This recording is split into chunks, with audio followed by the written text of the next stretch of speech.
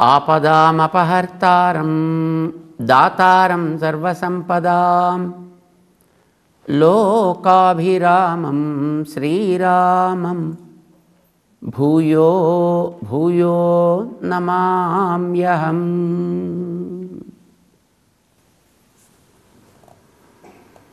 జయ శ్రీమన్నారాయణ. ప్రియ భగవద్బంధువులారా, ఏదైనా ఒక దాంట్లో మనం విజయాన్ని సాధించాలి అనంటే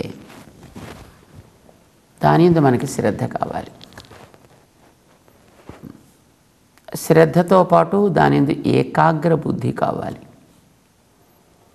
శ్రద్ధని పాడు చేసే వాటి నుంచి వెనక్కి తిరగాలి.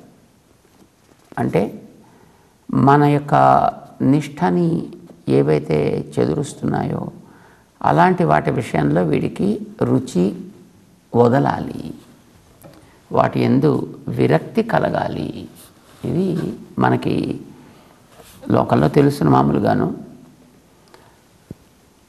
ఆత్మ విషయక జ్ఞానం కూడా అలాంటిదే.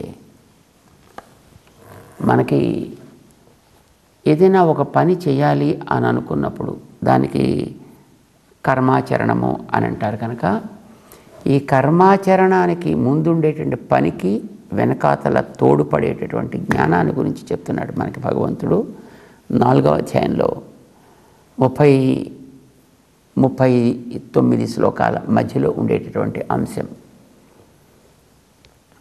ఈ జ్ఞానం ఎంత ప్రధానము అంటే చేసే పనిని అది సరైందా కాదా, అది ఫలితాన్ని ఇస్తుందా ఇవ్వదా, ఇది నిర్ణయం చేసేది ఆ వెనకాతలు దాన్ని నడిపించేటటువంటి జ్ఞానం.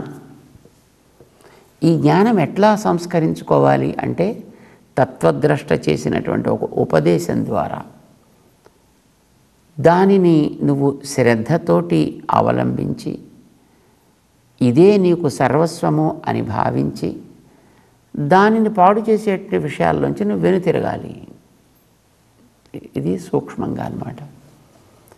ఇది చెప్తున్నాడు మనకి పెద్దలు చేసే ఉపదేశం తెలుసును.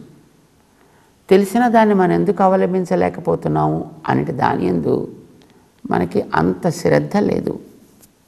వీళ్ళకి ఇంకా వేరే పనే ఉందండి, వీళ్ళు ఇలాగే చెప్తుంటారు అని అనిపిస్తుంది. లేదా పెద్దది నేను వినాల్సిందా ఏమిటి అనిపిస్తుంది. లేదా నాకు తెలియదా ఏమిటి, నేను ఒకటి చెబితే పెద్ద వినాల్సినటువంటి స్థితిలో ఉన్నానా అని అనిపిస్తుంది. ఇది దాని యందు ఉండేటటువంటి శ్రద్ధని పాడు చేసేటటువంటిది. ఈ లోపల ఉండేటటువంటి దాంభిక ప్రవృత్తులు వ్యక్తిని మంచి వైపు వెళ్లకుండా చేస్తుంటాయి. చూడండి, కొంతమంది మన దగ్గర ఉండేటువంటి యువత కాలేజీలో చదువుకునేటప్పుడు నేను దేశం కోసం బతకాలి, దేశానికి సేవ చేయాలి ఇలా అనుకుంటుంటారు. సాధారణంగా యువతలో ఉండేటటువంటి లక్షణం అది. మంచి దేశ ప్రేమ ఉంటుంది, మంచి ధర్మ ప్రేమ ఉంటుంది, చక్కగా తన జీవితం అంతా దేశం కోసమే కృషి చేయాలి, మాతృదేశానికి నా జీవితం అంకితం కావాలి ఇలా అనుకుంటుంటారు. సరే, కొంతకాలం అయిన తర్వాత వీడికి చదువు పూర్తయిన తర్వాత వీడికి పై చదువుల కోసం బయట దేశాలకు వెళ్ళాల్సినటువంటి ఒక రుచి ఏర్పడుతుంది. తన వల్ల ఏర్పడవచ్చు, తన చుట్టూ ఉండే మిత్రుల వల్ల ఏర్పడవచ్చు. వీడికి ఒక శ్రద్ధ కలుగుతుంది. నిజానికి దేశ సేవ చేయాలి అని వీడు చదువు ప్రారంభించాడు. దేశ సేవ చేయడానికి ఎక్కడుండే చేయొచ్చు. కానీ వీడికి ఏమనిపించింది, ఇక్కడ ఉండి నేను చేయాల్సినటువంటి సేవకి కావలసినటువంటి తోడ్పాటు అక్కడి నుంచి అక్కడ చదువుల వల్ల రావాలి, కనుక నేను అక్కడికి వెళ్ళాలి అని అనుకుంటాడు. మొట్టమొదటి శ్రద్ధ అయితే ఉంది, కానీ ఏకాగ్రత లేదు దీని యందు. అక్కడి నుంచి తను తెచ్చుకోవాలి, దీన్ని తను సమర్థవంతం చేసుకోవాలి అని అనిపించింది. ఇట్స్ ఓకే, అలాగే తెచ్చుకోవడం కూడా మంచిదే. అనుభవాన్ని సంపాదించి శక్తిని సంపాదించి దాన్ని తాను కోరుకున్న లక్ష్యం వైపు ఉపయోగించడం అనేది. కానీ వీడు అక్కడికి వెళ్ళిన తర్వాత వీడు చదువుకునేటటువంటి రోజుల్లోనో లేకపోతే వీడికి ఉండడానికి కావాల్సినటువంటి వనరులు వసతులు చేకూర్చడంలోనో అక్కడ ఒక ఇల్లు ఏర్పడి చదువుకునేటప్పుడు వీడికి ఏదో స్టైఫండ్ ఇస్తే దాంతోపాటు వీడితో కొంత పని చేస్తూ కొంత సంపాదన కలిగి ఆ సంపాదన మీద ఏర్పడ్డ రుచి ప్రభావం చేత ఇంకా మళ్ళీ ఇక్కడ వెనక్కి రావడం అనేది ఇది ఉత్తిదే అవుతుంది. ఇంకా అక్కడే క్రమంగా పాతుకుపోయేటటువంటి స్థితులు ఏర్పడుతుంటే చాలామందిని అట్లాంటి వాళ్ళని మనం చూస్తున్నాం. మన ఇళ్ళల్లో ఉండే పిల్లలు కూడా బోల్డంతమంది అట్లాగా ఏమైనా సరే నేను బాగా యోగ్యతని సాధించి మళ్ళీ తిరిగి వస్తా అనుకుంటూ బయలుదేరినటువంటి వాళ్ళు కూడా అక్కడికి వెళ్ళిన తర్వాత వాడికి ఉండేటటువంటి చుట్టూ ప్రభావాల చేత అక్కడే కూరుకుపోయి అక్కడే పాతుకుపోయి ఇంకా అక్కడే వీడికి సకల కార్యాలు కూడా జరుపుకోవలసినటువంటి స్థితులు ఏర్పడే పరిస్థితులను కూడా మనం చూస్తున్నాం. అంటే వీడికి శ్రద్ధ ఉంది, వెళ్ళేంత వరకు ఇక్కడ తత్పరత్వం అంటే ఏకాగ్రత ఉంది, కానీ సంయతేంద్రియత్వం అనేది లేదు. అక్కడికి వెళ్ళిన తర్వాత అక్కడ వాటికి తను అలవాటు పడ్డ తర్వాత వాళ్ళు వెనక్కి రాబుద్దే అవ్వదు. చాలా చోట్ల చాలాసార్లు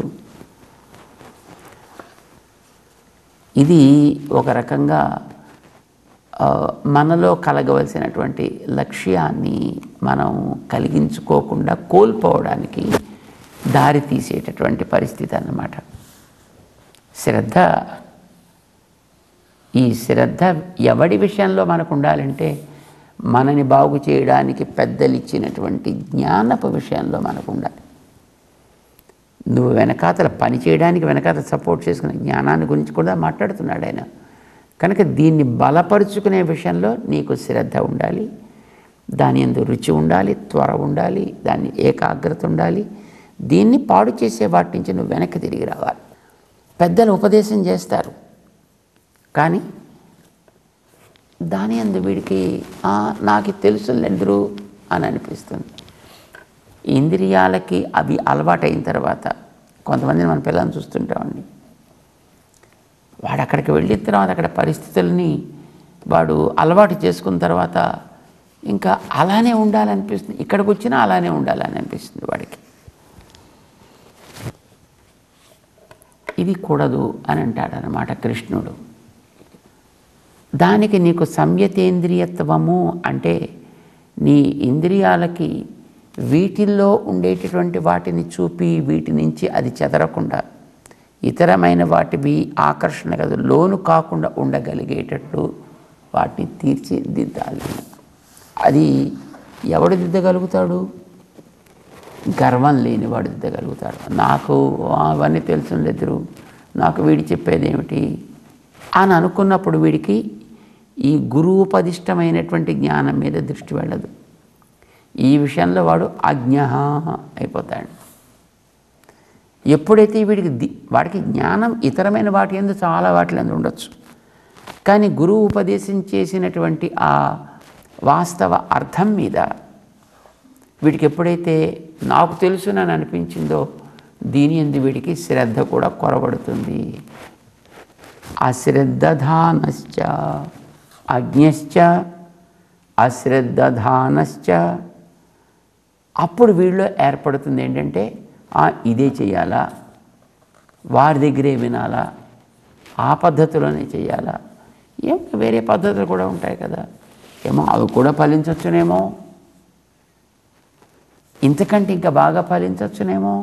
సంశయం, తను వినే దాని యందు ఒక సంశయం ఏర్పడుతుంది. సంశయాత్మ అవుతాడు వీడు. అజ్ఞశ్చ అశ్రద్ధధానశ్చ సంశయాత్మ వినశ్యతి. అలాంటి వాడు చేరాల్చుకున్నటువంటి లక్ష్యం వైపు చేరలేడు సుమా.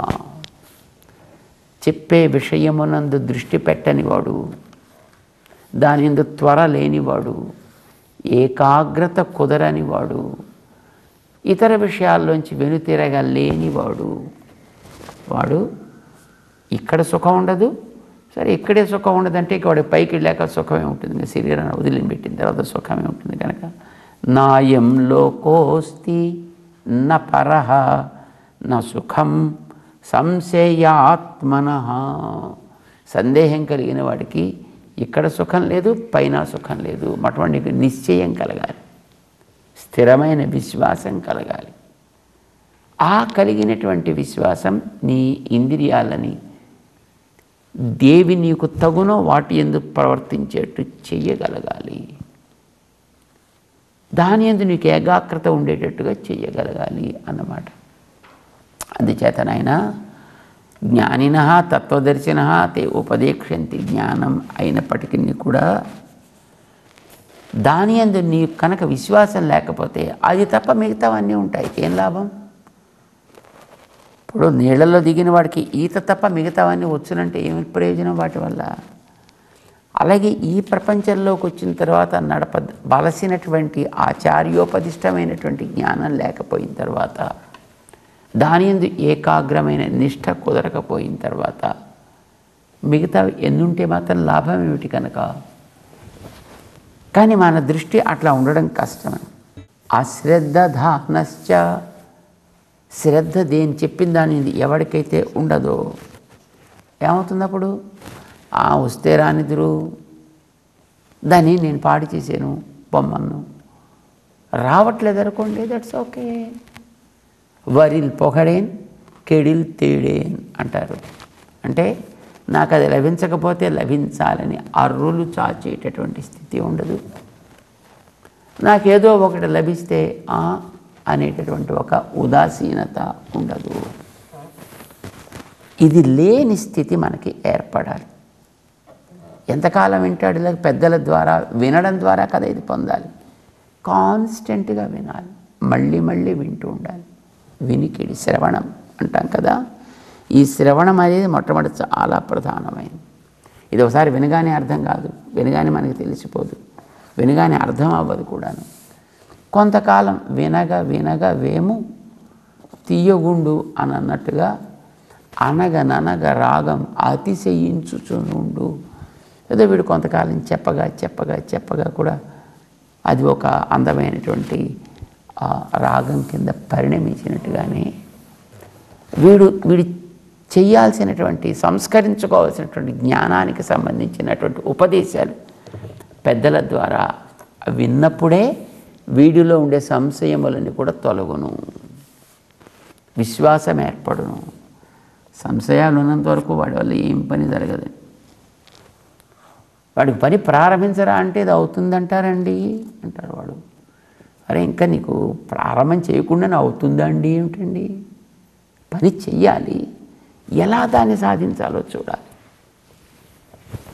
రామాయణంలో సముద్ర తీరానికి వానరులంతా చేరారు. 100 యోజనాల సముద్రం ఉంది అని సంపాతి చెప్పింది. సంపాతి అనే ఒక పక్షి మన జటాయు యొక్క సోదరుడు. సరే, అది చూసింది ఈ వానర వీరులందరినీ కూడా.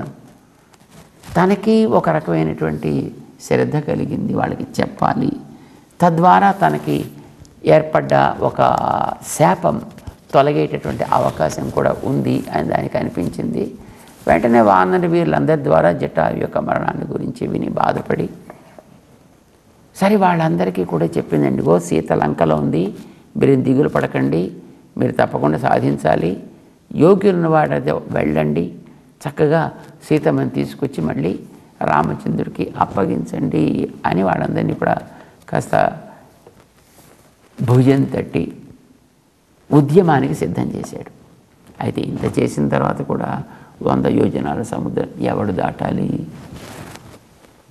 ఎవడి మీద వాడికే సంశయం.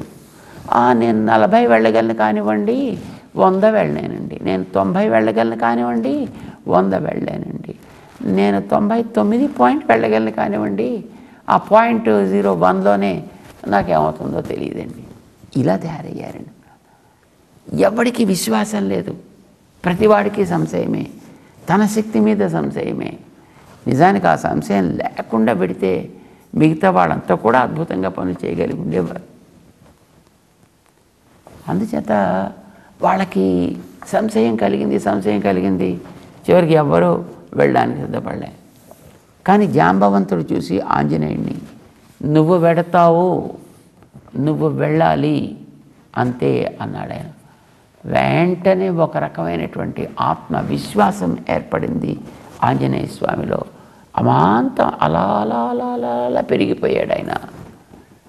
మధ్యలో మనకి చెప్తారు ఎంతవరకు పెరిగాడు అని అంటే సురస దగ్గర ఆవిడ నోరు తెరుస్తోంది, ఈయన పెంచుతున్నాడు, ఆవిడ నోరు తెరుస్తోంది, ఈయన పెంచుతున్నాడు. ఎంత పెరిగాడంటే ఆల్మోస్ట్ 90 యోజనాల్ని అతిక్రమించగలిగే అంత రూపం వచ్చింది. వెంటనే తను బయలుదేరాడు. సందేహించలేదు, నేను వెళ్ళగలనా, వెళ్ళలేనా, నాకు ఇది సాధ్యమా. జాంబవంతుడు లాంటి వాళ్ళు, అంగదుడు లాంటి వాళ్ళు కూడా మేము దాటేస్తాం, వెళ్ళిపోతాం, తిరిగి వస్తాం, రామని చెప్పలేము. ఇదేమిటిది? అది ఇంకా దారుణం కదండి. వాడి చేతుల్లో మనం పెట్టి మనం ఏమవుతామో తెలియకుండా ఉండేట్టుగా ఉంటే ఆంజనేయుడికి ఆ సందేహం కలగల. జాంబవంతుడు చెప్పాడు, నువ్వు చెయ్యగలుగుతావు. ఉపదేశం లభించింది అతనికి, విశ్వాసం కలిగింది మనస్సులో. అంతే, వెళ్ళాడు, 100 యోజనాలు దాటాడు.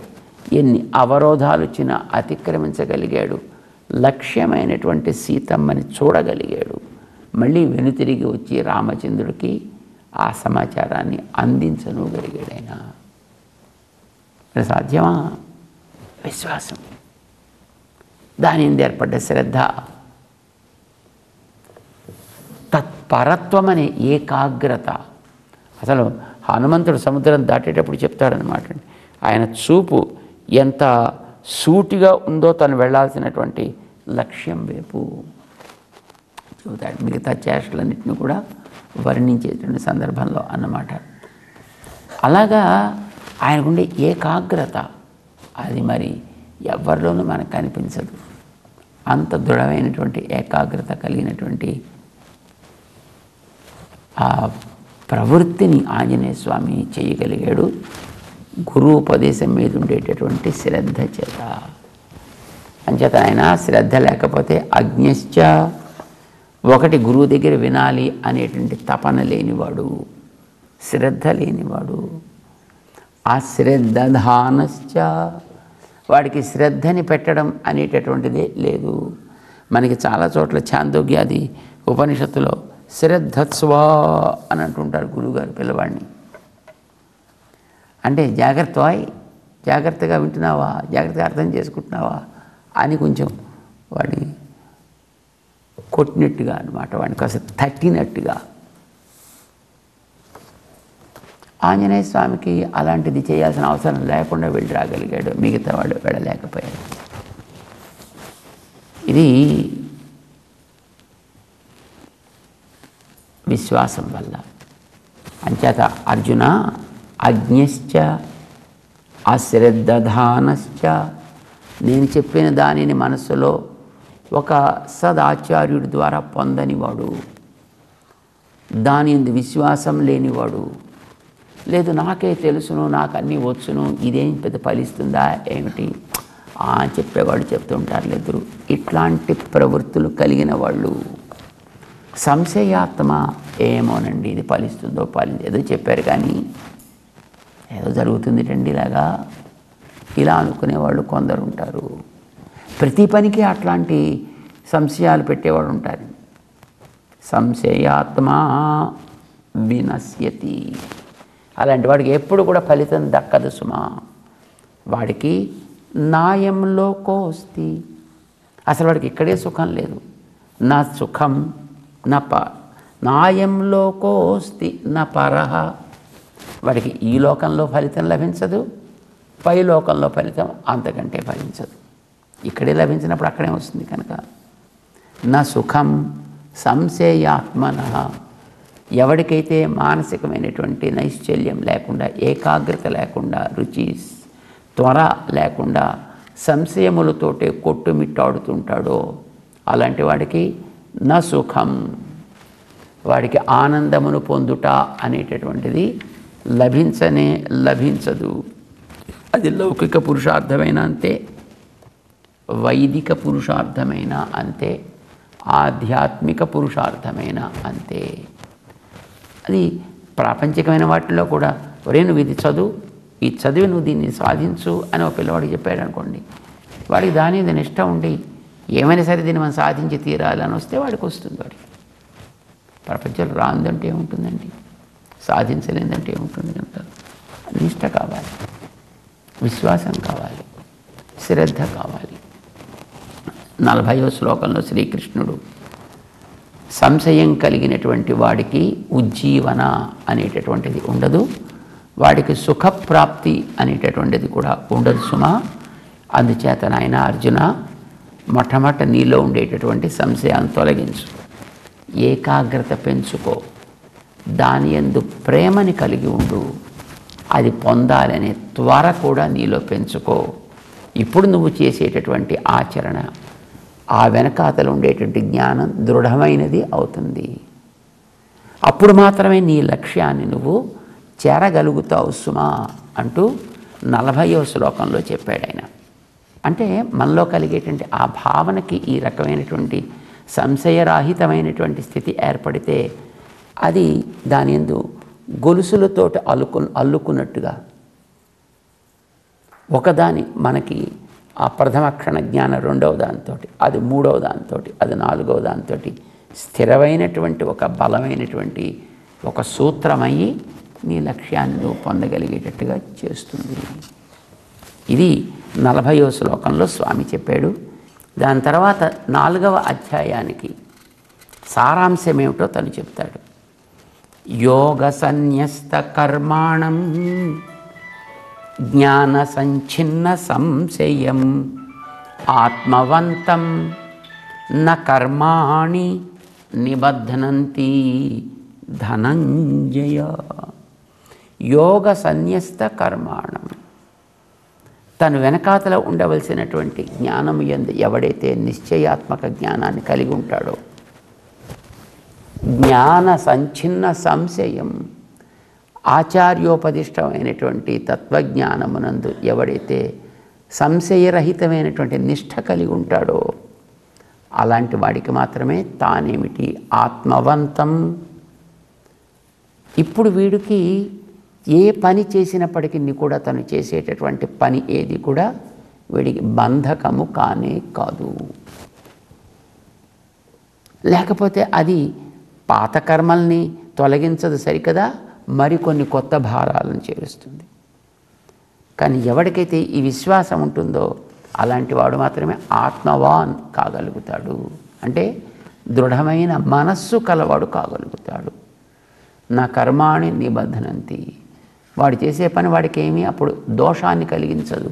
నువ్వు అనుకుంటున్నప్పుడు నువ్వు చేసేటువంటి యుద్ధం వల్ల నీకు పాపం వస్తుంది అని, లేదు వాళ్ళని చంపిన దోషం వస్తుంది అని, బంధువధ అనేటటువంటి ఒక పాపం నీకు అంటుతుంది అని. కానీ నువ్వు చేసేటటువంటిది తెలివి కలిగి చేస్తున్నావు, ఏది తగునో దాన్ని చేస్తున్నావు, పెద్దలు ఉపదేశం చేసినటువంటి మార్గంలో నువ్వు చేస్తున్నావు కనుక నువ్వు చేసేటప్పుడు ఆ యుద్ధమైనా నీకు దోషాన్ని కలిగించదు. అది వధ, సందేహం లేదు. కానీ ఇది దేహానికి అనారోగ్యాన్ని ఇచ్చేటటువంటి ఒక చెడు క్రిములని డాక్టర్ తన యొక్క చికిత్స చేత నశింపచేయడం లాంటిది. నువ్వు చేసే పని దుష్టులైనటువంటి వాళ్ళని దండించేటటువంటి ఉద్యమం చేస్తున్నావు.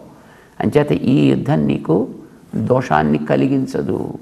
ఈ కర్మ, యుద్ధం అనే కర్మ నిన్ను బంధించేటటువంటి దుష్టకర్మ కాదు సుమా. ఇది తరింపచేసేటటువంటి నీకు ఉత్తమ క్రియ, ధర్మం, యుద్ధము అవుతుందయ్యా. ఇది జత సందేహం లేదు, లే యుద్ధం చెయ్యి అని అర్జునుడిని యుద్ధ ప్రోత్సాహనం చేస్తూ శ్రీకృష్ణుడు 4వ అధ్యాయాన్ని చివరికి తీసుకొస్తున్నాడు అన్నమాట. జై శ్రీమన్నారాయణ.